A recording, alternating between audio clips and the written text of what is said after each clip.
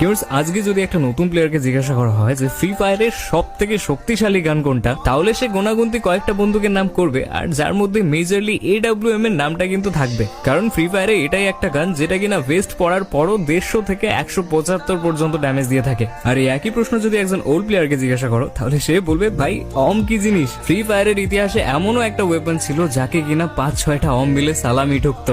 1-এর vest হোক বা 4-এর vest, এর একটা শটই কাফি ছিল একটা এনিমিকে ঢের করে ফেলতে।